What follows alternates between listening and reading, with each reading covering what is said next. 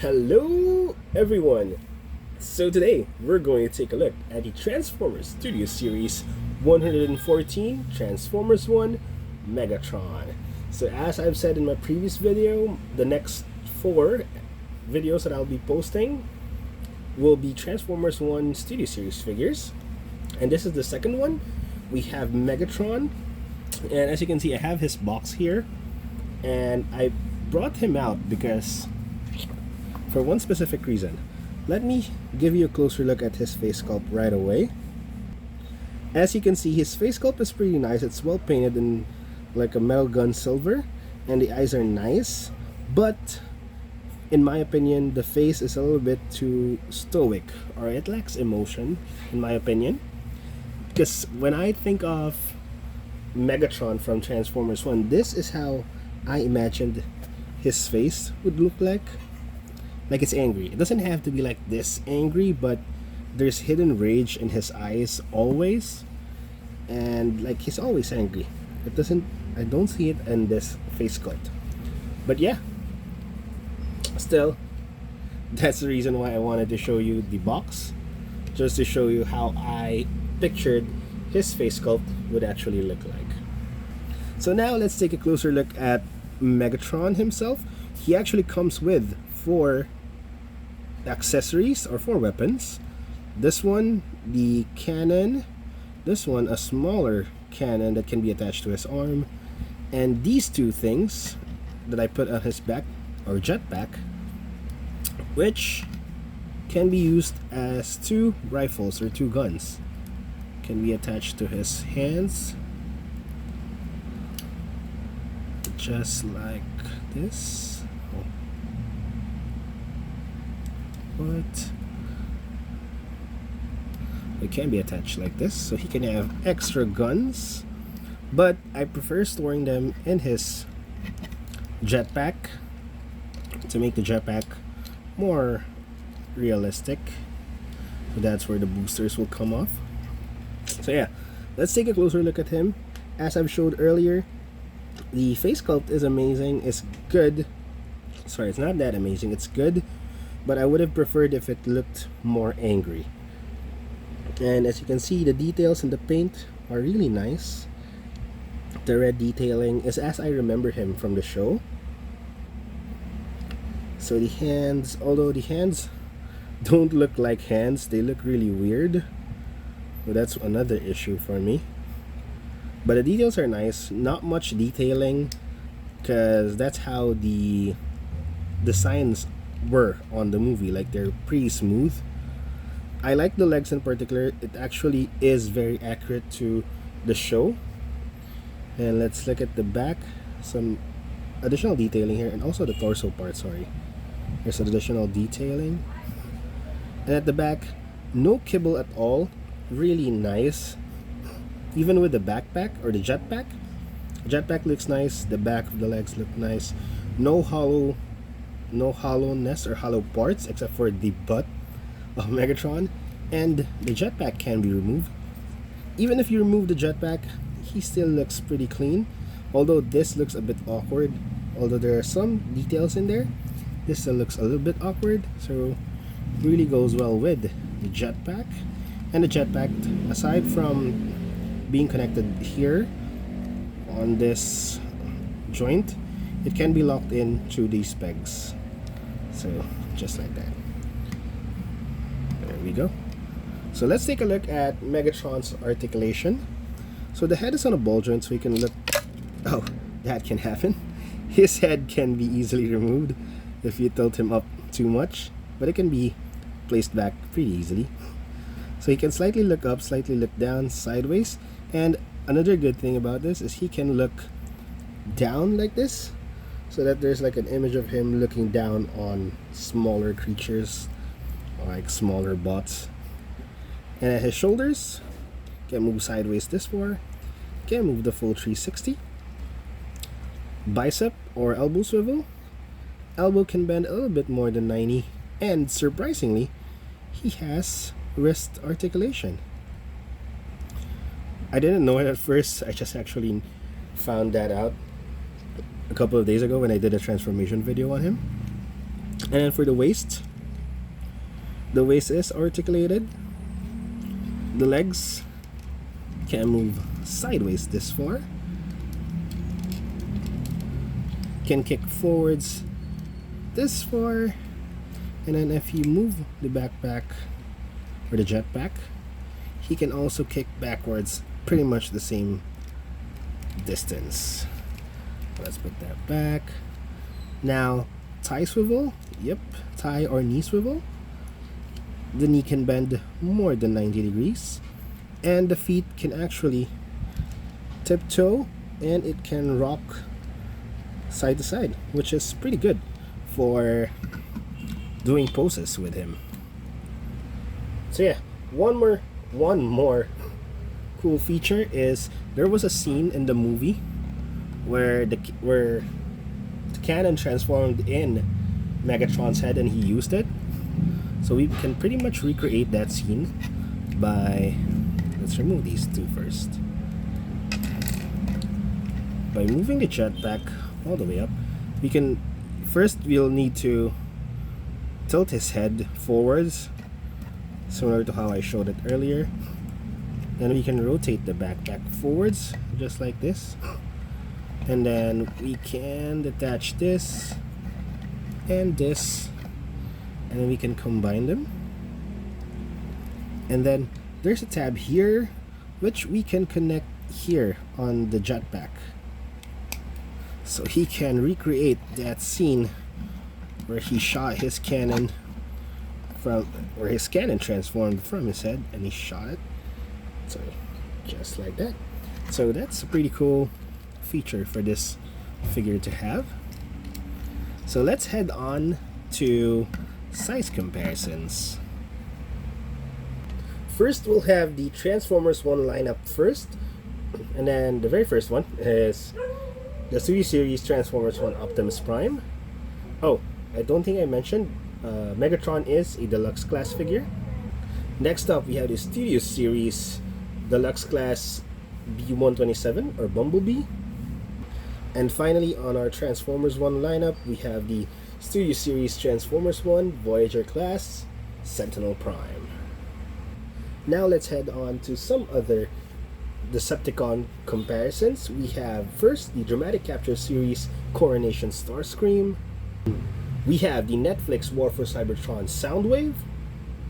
We have the Studio Series Bumblebee Movie Voyager Class Shockwave. And finally, we have the Dramatic Capture Series Megatron. So let's head on to transformation. Transformation is actually pretty straightforward and simple. The first thing we need to do is remove all of his accessories.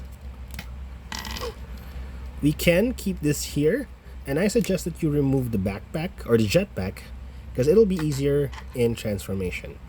So the first thing we'll do, raise his shoulders like this and rotate the arms 180, and then there is a peg here on the arm which will connect to a slot here in the forearm. So use the double joints of the elbow to fold it in and then make sure it fits. Now we can keep it like this and then do the same for the other one. So straighten up the shoulders, rotate the forearms, and then connect the tab there. So there, we can have him configured like this. And then the next step would be to straighten out his, so the knees, we need to lock them in place, so just push them until you hear that click so that the knees are locked in place. Then the next step would be to straighten the legs sideways, and then there's a joint here on the thigh which we can use to fold it like this. Now once we're done on this configuration, let's do it on the other side as well, just like that. Now what we'll need to do is rotate the legs. So rotate both legs. Now we're basically going to uncover all that's inside the legs. So first lift this up, then straighten the foot, just like this. Now we lift this up. This is the tracks, and then we rotate it 180. We straighten up the tracks, and then this part of the leg, we bend it like this, and then this part will tab into here. So just like that. So it should look like this. So let's do the same for the other one. Lift that up, straighten the foot, lift this, rotate 180, straighten the tracks, and then we're going to lock this in here, just like so. Now what we're going to do is open this up a little bit, just like that. Now the chest part, we can then take it out and then place it here near his crotch, and then there are tabs on the legs which we can connect here on the slot there. So do it for both sides, and it will look something like this. Now what we'll do, we need to rotate the head of Megatron and then push it back so that it tucks away in that space where his chest plate was. Next, we're going to basically move this shoulder piece. So detach it and then just angle it forwards like this. Now what we're going to do next is basically fold the arm like this and then rotate it until it slightly connects to the legs. And then inside there's a tab there. There's a tab and there's a slot. Wait, let me show you the slot. There's a slot here on the elbow which you're basically just going to connect. So keep that there. Let's connect that and then just press forward till it connects. Now do the same with the other one and rotate and connect. So it should basically look like that. The only thing missing is the cannon, so let's connect the two blasters that he has on his arms connected earlier. And then this time, earlier we connected this tab from this like square part of the cannon. This time we're going to connect the circular part. There's a tab inside the jetpack which we will connect to this slot here. So let's do that. So it should look something like this.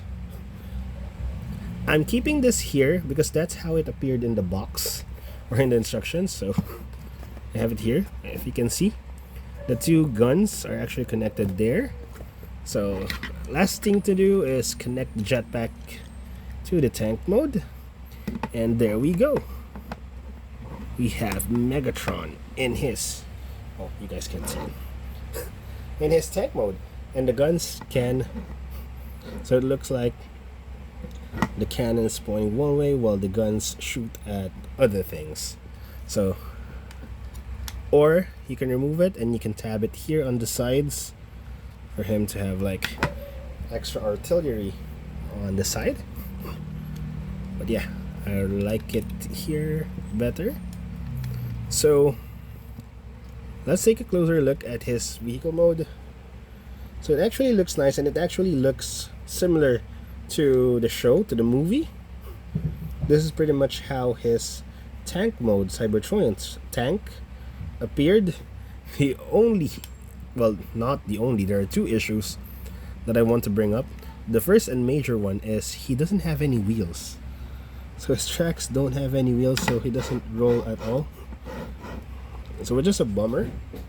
I don't think it will be an issue if they added in wheels similar to Optimus Prime, the Transformers 1 Optimus Prime, like small ones, so at least you can make him roll properly. And the next issue I have is if you lift up the turret or the cannon, his face shows up right there. So if you pose him and you shoot and you take photos from a higher angle, oh sorry, and the cannon or the turret is actually facing up, his face is pretty visible right there, which is a minor inconvenience in my opinion. So yeah, now that we're done with the transformation, let's go ahead with the size comparisons. So as we did with the robot mode, we're going to compare first the Transformers 1 figures. So the first one is Studio Series Transformers 1 Optimus Prime. Next we have Studio Series Transformers 1 B127 or Bumblebee or Badassatron. And last among the Transformers 1 figures, we have Studio Series Transformers 1 Sentinel Prime. Now we'll head on to tank mode comparisons. We have the Studio Series Bumblebee movie Voyager class Shockwave. And lastly, we have the Dramatic Capture series Megatron. So final thoughts on the Transformers Studio Series 114 Transformers 1 Megatron. Overall, a really good figure for deluxe class. The way he's designed is pretty much similar to how he appeared in the movie. I like the small details of it, like the red paint and all of those stuff. The jetpack. The accessories are amazing. He comes with 4 weapons that you can either use or equip on his hands directly or put on his arms like I have here, and the 2 other guns can be put in his jetpack. The only thing that I don't like in robot mode is the face sculpt. As I've said earlier, in the movie he looks like he always has that rage in him, even from the start of the movie. And then on vehicle mode, my biggest issue is not having wheels. But overall, again, he scales well with the other Transformers 1 figure. He is a big deluxe class, a tall deluxe class, I'm sorry. And yeah, again, overall a good figure. I do recommend getting this figure, especially if you like collecting Megatron and other Decepticons. And his tank mode is decent as well. Very straightforward transformation. Overall, really good figure. So I hope you guys liked my video, and see you guys next time. Bye bye.